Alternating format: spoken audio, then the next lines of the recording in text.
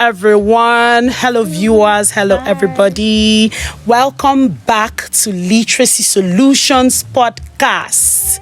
Yay. So I know you're expecting pepper sauce, but this is me, Melva, and I am very, very excited to bring these amazing ladies. These are my sisters, and we're here to discuss, to mirror girl child education in our community. And of course, we know the trends in Nigeria, Africa, the world really is Nigeria Decides 2023. But we're going to talk about girl child education and how it impacts our society. But before we get into it, we're going to introduce ourselves. You already know me, Melva, and here with me is... My name is Ju. You can call me Juju. I am Emma. And I would like you all to get to know them better, then get to know their ambitions, get to know their career paths, and then perhaps it would give you insight into the next discussions coming. So let's go to Joel. Please talk to us about you. So I'm a computer engineer, and I am a writer, and I am a product designer. I just want to write a lot of things, you know. There are a lot of things to talk about. Writing is like my favorite way of expressing myself. So as a form of expression, there's really a lot to say. So I just want to write a lot more. And I want to design a lot of wonderful products. Like, think of the best products you have used. Digital products. I want to design something better than that. Yeah. Amazing. The Einstein of today. And then here to Ella. Let's learn more about you. I am a medical student. I am a seamstress, and I write as well. So, as for my goals, first of all, I just want to graduate. I'm not sure where to specialize in yet, in my which medical field to specialize in yet. When we get to that bridge, we'll cross it. I think she's being too humble about herself. Yeah, sure. Please tell them. So, P.S. My sister here is the CEO of the Bonnet Connection. Yes, so this is a business she started during COVID, actually. Yeah. And grew during COVID. She is an amazing innovator that is being humble about it right here. Thanks to God. Yeah, so it's really exciting to see young girls, young ladies, that are doing amazing things, are really ambitious enough to want even more for themselves, even though they are already doing amazing things. And I would like us to talk about growing up in your community. Like, let's mirror education, girls' education in this community, you know, in comparison with you, with your family, how you grew up, because I know that growing up, education was the deal. It was the deal, and it still is, you know. So, but looking at your community, do you think that everyone in your community sees things the way you see things? What are your thoughts? Well, to answer your question, no, definitely not. I don't think everybody, in fact, I know that not everybody in my community sees things the way I do and the way we do in our family. Because, where do I start? It's almost like, it's very difficult to see, if you even see any family where their girl children are going to school and are serious about going to school. Like, they'll go to nursery school, primary school, secondary school. It's always if they go at all, it's always cut short somewhere. So no, it's definitely not the same as it is in my family. I totally agree with her, because I can walk outside now and you literally stand out. Like, 1 out of 10 people that I meet went to school. And then, like, I'm talking about girls. And then when I say went to school, she probably just, if she tried like really, really hard, she wrote WAEC and just stopped there. And WAEC is the West African examination for secondary school. End of year secondary school, you write West African examination. Of course, Nigeria is in West Africa. Yes. And so I don't know. It's usually like, sometimes I wonder, do they know that you know, after WAEC, they're writing WAEC to go to university. Do they even know something like the university exists? Because it just feels as if that is the peak, the end of education the road for them. Like, do they realize that there is also the university as well, and that like that is the cocoa you get? So it just baffles me, because why would you write WAEC and you don't even want to continue your education? But then it's not that baffling, is it? Because we know why these things are like this. It's culture. It's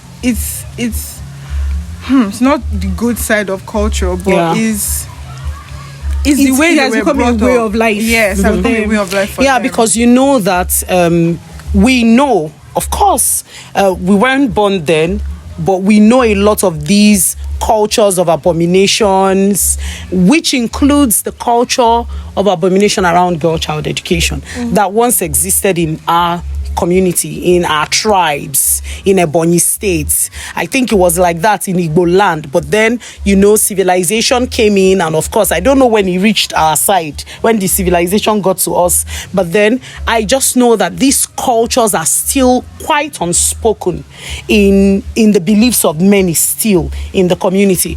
I remember there's this very common there's this thing they commonly say, that if a girl must go to school, she should wait and marry first. So when you're done marrying, it will now be a decision between you and your husband. If you're able to appeal to him enough, convince him enough that going to school will not make you unruly, then your husband can send you to school. And then it becomes a privilege. It becomes a privilege that you owe to him. You owe him your life if he sends you to school. And please. A lot of people say that educated women are very dangerous in marriages because their husbands cannot control them. They think they know too much, like all these things. And in some places it is unspoken, but in some places it's very much spoken. Very much spoken. spoken. That like you don't even have to force some girls, don't go to school. They don't even want to go because they want to be they want to be married. They want to be very they want to be married. Virtuous woman, just stay inside. Yeah, you know, I've had my share of experience. I remember at some point I attended primary school in this village, and I remember I'm always really, really friendly with my classmates, and I know now that among all of those that were in my class then, all of them, like literally every single one of them, it is only 2 of us that have gone to school, that have gone to university. And when I mean gone to school, we've gone to university. Yeah. And I can remember this while we were still in primary school. One of the girls got pregnant and stopped coming to school. Then I didn't really understand what it meant to be pregnant or something. I didn't really understand any of those things. I just know that this girl plays with me in school. And when I mean primary school, we're in primary 3, class 3. That means I was like about 4, 5 years old. No, not 5 years old. I was like, say 8 years old ish. Yes. Yeah. Yes. But then, yes, they were older than me and we were all in the same class. But they were still too young to be pregnant. And then she got pregnant. And not just that she got pregnant and was pushed to marry an old man.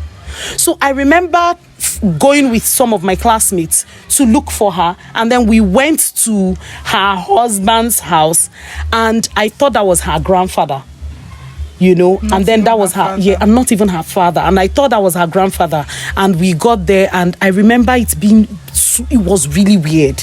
It was really weird. I don't know her whereabouts right now because I don't remember. And then there's this other classmate that, of course, didn't go to school, further her education after primary school. I don't even know if she finished primary school. Then she later on got married. I see her around now. If you see her, you would think she was like my grandmother.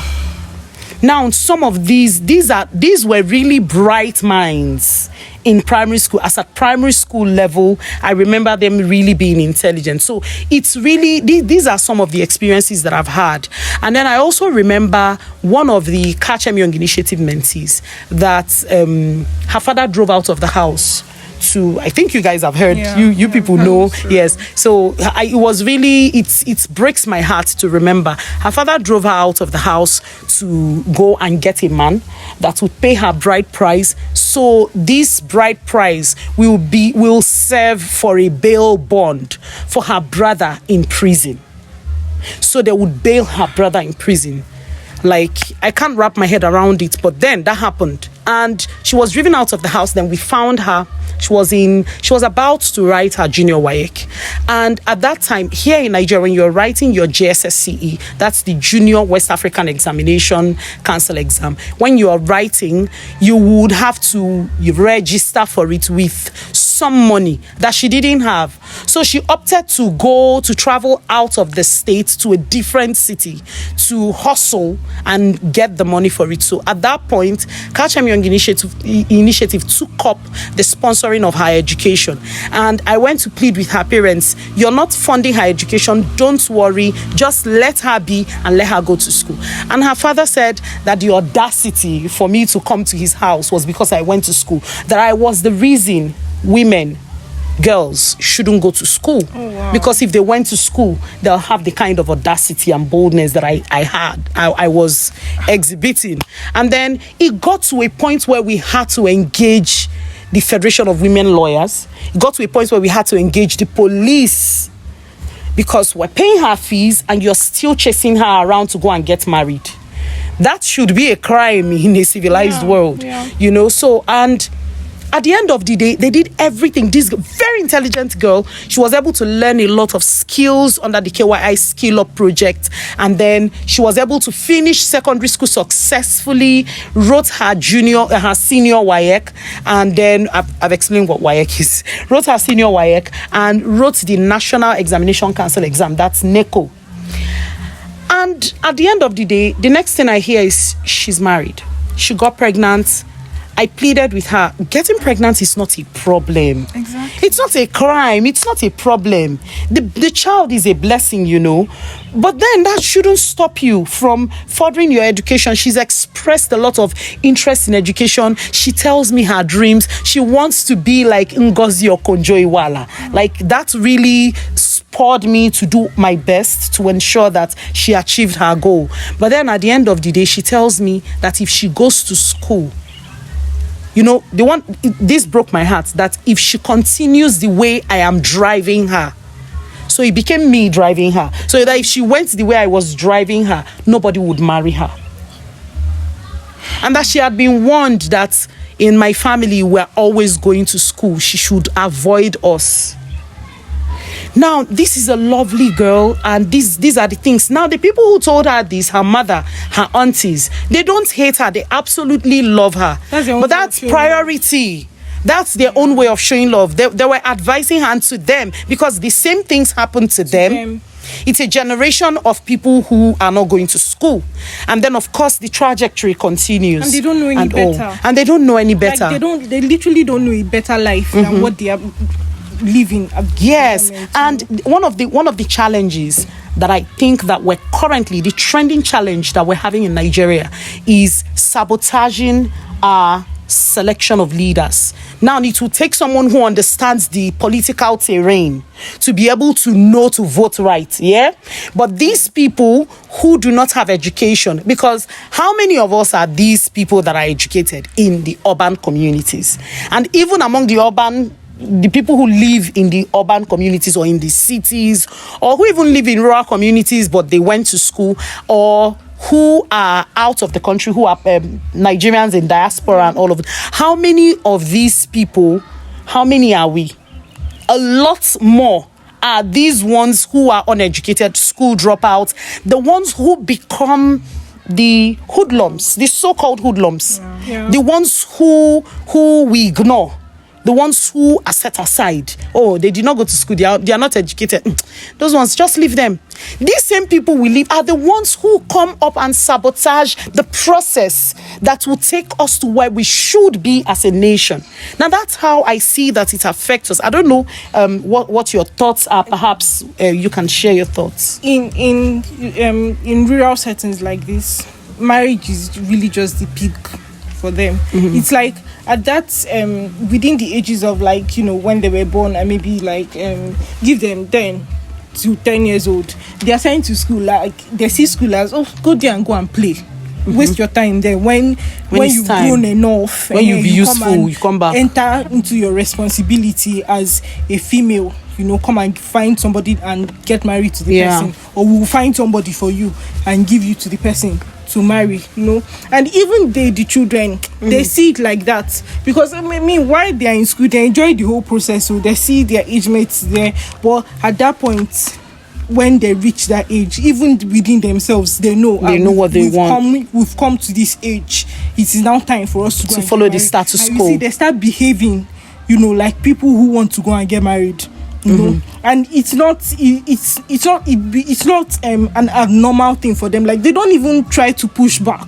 You know, because that's all they've known. Because it's the status quo. And then you see children of 15 years, you know, giving birth, and this is how we see a lot of teenage mothers are not really even cared for. Yeah, not even cared. Giving birth traditionally with traditional birth attendants that are untrained, and then they give birth to children and still come and keep those children in the same condition. Yeah, but what's your thoughts about the whole process? Going back to the whole electoral process and how this affects it. I noticed something when I went to vote, because we voted in our community, right? In my own polling unit, I was telling my friend, it was when I came back I realized, like, I was telling my friend that I'm the youngest person here. These people are going to probably, I don't know, they'll push me around, that kind of thing.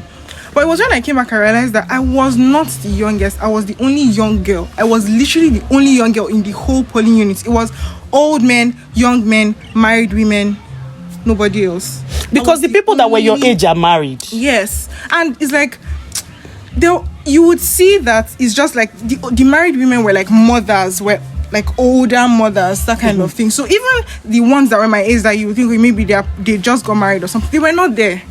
They were not there. They were probably at home, taking care of their home. Yes, the apathy. Or their new husbands or whatever. It was crazy. I was the only young girl there, married or unmarried. There were no young girls there, just women. So it just made me think, is it that, so this is not just education. The apathy is everywhere. Like, you tell them don't go to school. You also tell them, oh, you have no place in politics. Okay, no exactly. problem. It's even different if you tell them don't contest for any position, which is crazy on its own, but they are part of the country. They should be part of the people who choose, like, their leaders. Yes, all of these things help them to be part of the economic growth, to be part of the political growth. In fact, it's a wholesome participation thing. And then while I was there, I heard people, because normally the way polling units are, there's usually just a long line, and because the line was a lot and people were complaining, and I heard women saying, let me do and leave this place and go back to my house. It's not as if it's my business or anything. Exactly. These people do not understand how much of their business it is. Yeah, they feel like they're doing politicians. Because when you tell women to not go to school, it's not just you have literally told them don't have sense. Exactly. You've just told them, see, you don't have sense. Sense is not for you. It's pretty to be foolish. It's feminine to be foolish. Yes, naive. Yes, because when someone sees, I've also noticed that some of the men here, I said some, some of them see opinionated women as rude, disrespectful. You know, yeah, because there'll definitely be exceptions, you know. And if you're opinionated, they blame it on your education. Yeah. And then they remind themselves that is why your daughters must not go to school, or they have some opinions to share too, you know. And I happen to have worked under connected development as an observer, and which was beautiful to be part of the process and to also be part of ensuring transparency of the process. And someone asked me, you? I'm like, how? Me, how? Hey, you are a girl now. That is it not men? And I'm like, oh, you did not know. We are in 2023. Women too do these things, you know. And I'm glad to educate you on what you don't know. But then that also shows the depth of the rot of this culture, that even in this age and time, they still think that way. And this is that conversation. I had that conversation with a young guy. So it's really how do I put it now? I think you used that word before. It's a big deal. The backwardness when it comes to girl child education. We are very far. And what baffles me is lots of funding, international funding, that goes into pushing for girl child education. But it's I don't know whether it's the region. It appears as though it's only in certain region that there's this very obvious lack of education for women. But then in regions like this, it's unbelievable. The amount of women that are not in school, it's unbelievable. You go to school and more than 60% of the students in school, and I mean primary school, are boys. And even the boys self don't even continue their education. They actually come out. Some of them don't end up even writing result. Some of them don't even want to go. In fact, most of the ones who even end up writing WAEC are even the girls self, because the boys believe that it's time to be a man, and in order to be a man, their measure of masculinity is hard work. And when I mean hard work, is like how you've been able to, how many tubers of yam, Physical labor. yes, physical labor, and immediate money, like quick money that they get from menial jobs. It's really it's the apathy towards education is appalling, and it's really dwindling the level of community development that we're supposed to be having. It's really it's wreaking a lot of havoc. It's causing all of these communal clashes that we're having here and there in Ebonyi State. Exactly. This is, by the way, because a woman said that you must have. If you mention family planning, it's a crime. It's a crime. Somebody, a woman, It's not just a crime; it's a sin. It's a sin. A woman said that it is a sin not to give birth to all the children God has put in your womb, and that's difficult for me to understand medically, though. Can you help us understand this? I wish I could. I honestly wish I could. Yes, that because that would mean queuing. That would mean a lot of weird things, because that would mean you're queuing up babies, which means that you shouldn't get a period. Oh no, you shouldn't get a period, right? Yeah. Because that would mean that you get pregnant the first month, the next month you should be pregnant. Exactly. You'll be pregnant, so there should be 9 babies like in that. 9 months. You give birth to the first pregnancy, and the other ones are still incubating. Oh no, that's so weird. That's so weird. This is what lack of education can cause. Now, this is my favorite part. My really, really favorite part. What do you think can be the solution to this myriad of problems? For one, I think that Okay. there are girls who actually want to go to school. Like, if you don't even need to look really hard. All these people need to know is that it is their right. It's not a privilege. Education is their right. They need someone to tell it to them, explain it to them, make them understand that it is their basic right as human beings. Education is a basic necessity.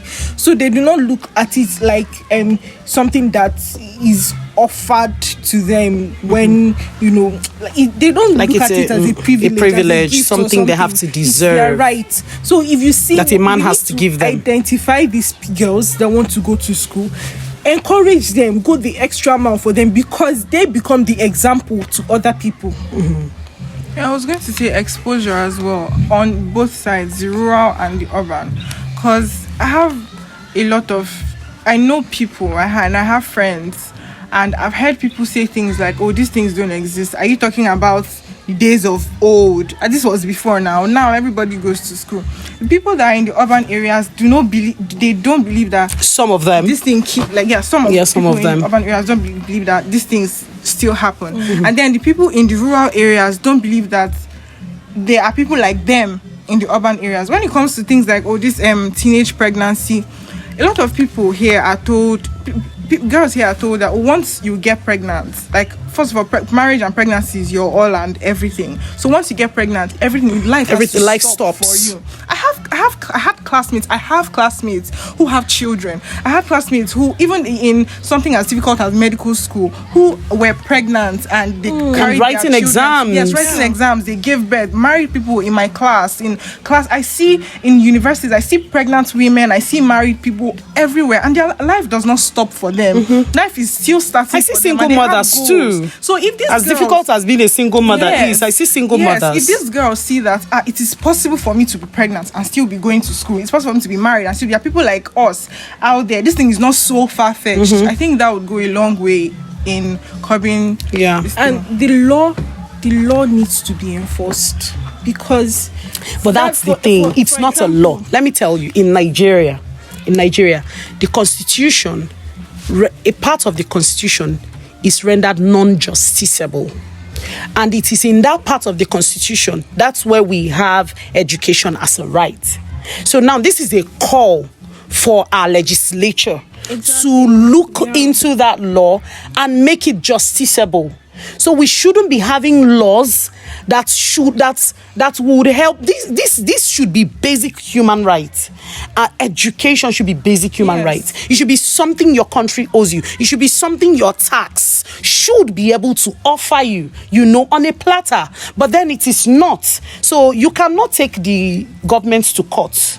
Under the Nigerian constitution, you cannot take the government to court because they did not enforce free education. You cannot take them to court. Now, this is something that a government of the people, for the people, and by the people should ensure that happens. So the problem in that regard is with our constitution. We need to even do better for child laws, like laws that protect Child Rights children. Act. We need to do better, because a lot of these girls that get married, most of these girls, they don't get married when they are adults, so they get married as children, and that's child abuse. So that's what she was saying. When she was in primary 3. Yes, some of them, there was this culture that they had in this village where when a child is born, they get beat through they would, somebody, your father's friend, they just give birth to you. Your father's friend will come. Your father's friend will come to your house to come and greet new baby now, and they will see that the baby is.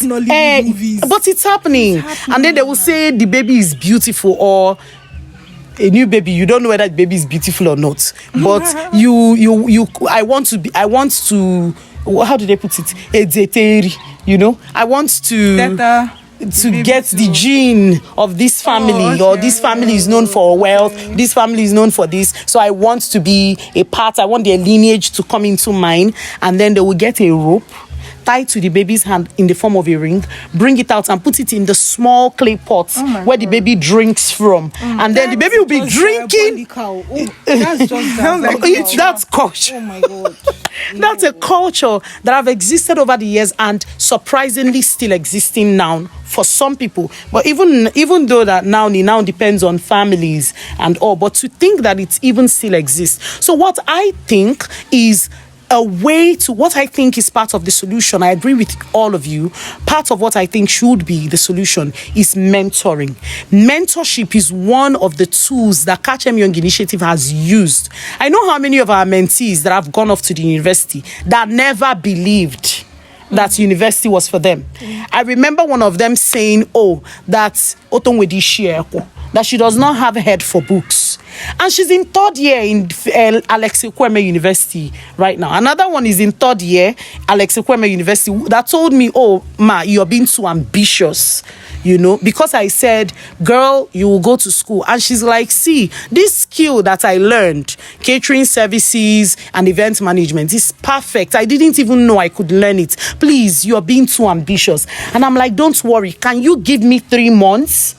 Attend our academic tutoring program, and then write JAMB. If you don't pass, then perhaps we will give it a break, but that doesn't mean we'll stop trying. And she wrote JAMB and passed, and she's in third year now. She still baffles me when I see her. We have another one in Nasarawa State University, and all of these things was birthed as a result of mentorship, because mentorship helps to reorientate them. It influences their mind. It helps them to unlearn those cultures. These are years of your mother speaking to you, behave like a girl, girl, keep your leg like a girl. Don't you know that as a girl you should have done this, all the as a girl, you know, all those kind of things. So I think mentorship is part of it. More on this mentorship.